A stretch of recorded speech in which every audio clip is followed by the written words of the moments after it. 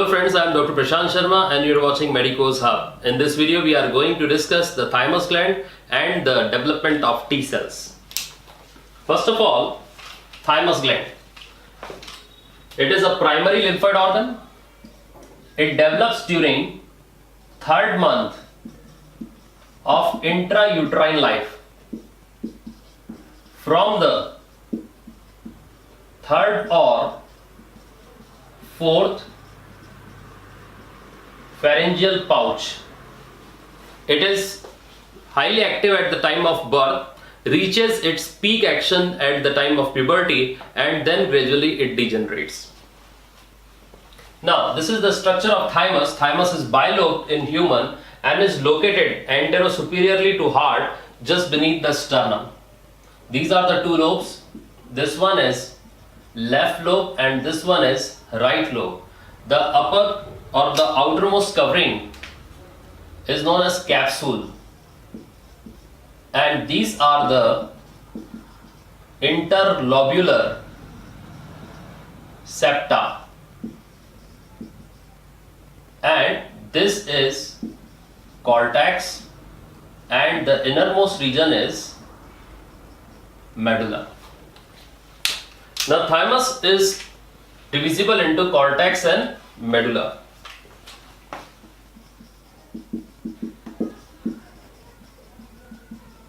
Cortex is densely packed, while medulla is less compact or less compactly packed. The cells present in cortex are thymocytes, epithelial cells, and the nerve cells. These thymocytes are numerous. Here in medulla, again, thymocytes are there, but these are few in number. Then epithelial cells are also present. Nerve cells are also there. And in addition, Hassel's corpuscles are also there. Their function is not very sure. Now, what is the process of development of T cells? We have discussed in the previous lecture that pre-T cells were formed in the bone marrow. Now, they will migrate to the thymus by the blood vessels located at the junction of medulla and cortex. This is the section of thymus gland. This is capsule. This is cortex. Again, we are dividing the cortex into two regions. That is outer cortex and inner cortex. And this is medulla. Now, the T cells. The pre-T cells will enter the thymus by the blood vessels located at corticomedullary junction. So here comes the pre-T cells. So the pre-T cells entering the thymus are also known as thymocytes. These are also known as precursor T cells.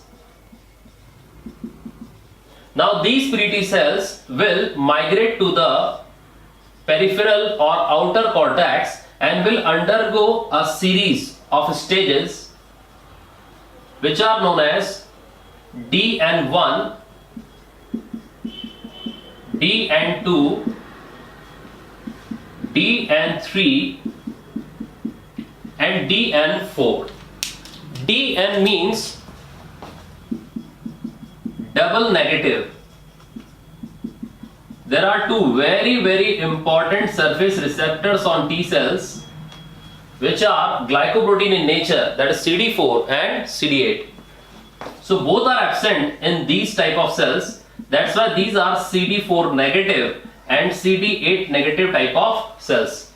But important thing is that although these are not having any active beta cell T cell receptor, but these are having invariant alpha chain, and there is also a beta chain locus. Now the DN1 will convert it to DN2, then DN3, then DN4.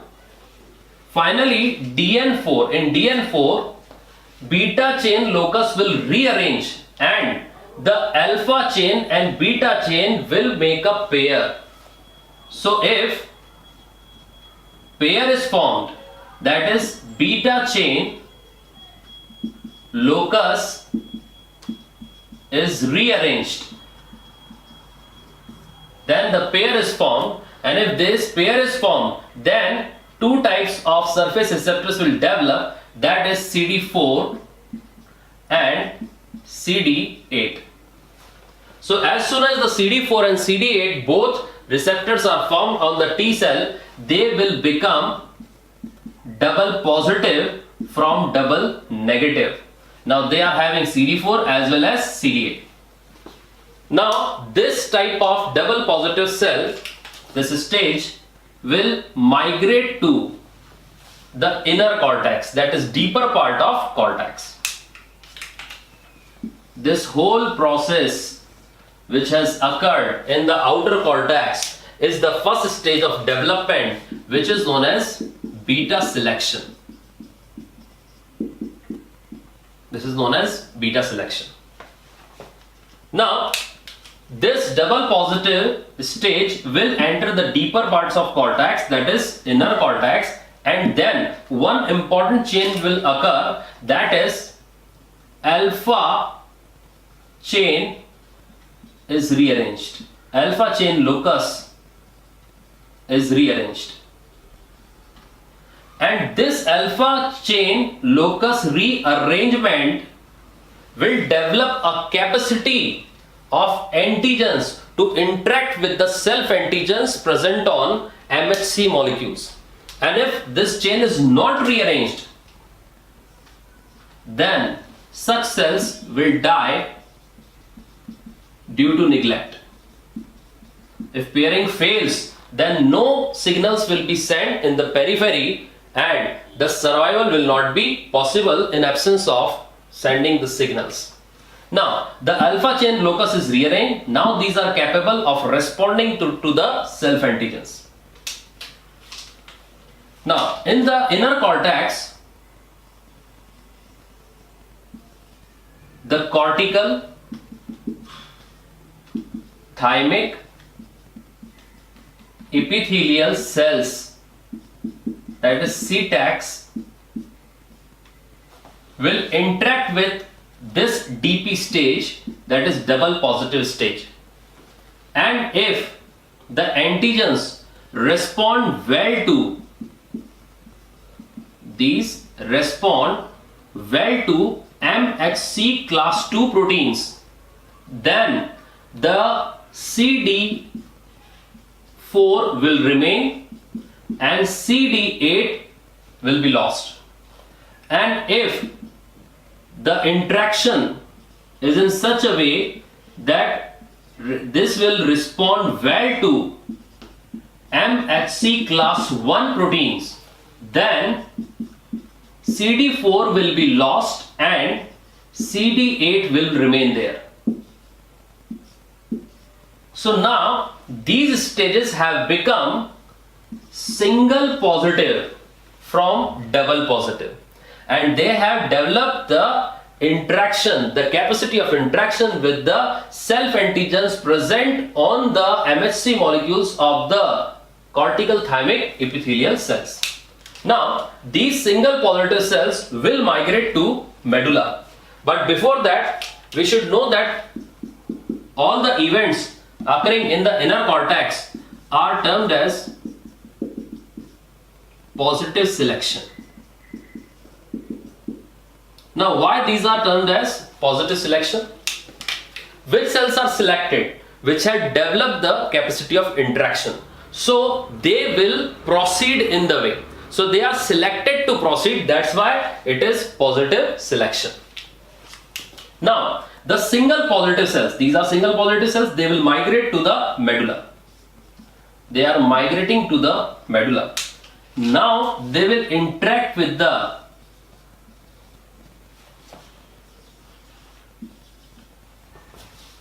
medullary thymic epithelial cells. These are medullary thymic epithelial cells.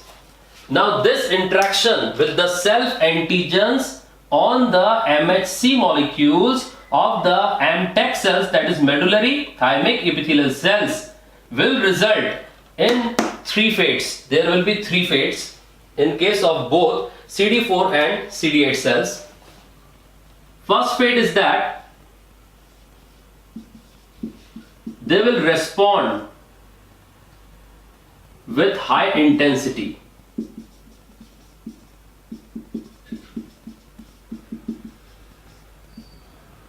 That is, very strong interaction is there. Very strong interaction will be there. If very strong interaction is there, then they can produce autoimmunity also. So in this case, apoptotic signals are given to these cells and they will die. While some of the cells, this is the first fate, this is the second fate. Now some of the cells will develop in T regulatory cells. So this is the second fate. And the third fate is that those cells, those single positive cells which have given mild to moderate response or interaction are termed as naive T cells. These are immature T cells. And such cells, this is the third fate, which have given mild to moderate interactive response, are known as naive T cells or immature T cells. And these naive T cells or immature T cells, which is the third fate, will leave the thymus through the blood vessels present at the corticomedullary junction. Now in this step, these cells which have given very strong interactive response are selected to kill. So this is selection, but it is not to proceed them in the further developmental process, but to kill them. That's why the events occurring in the medulla are termed as negative selection. Various hormones play important role in these maturation process or developmental process, like thymolin, thymopoietin and thymosin. So this is about the development of T cells in thymus. Hit the like button, share and subscribe our channel to get the latest updates and notifications.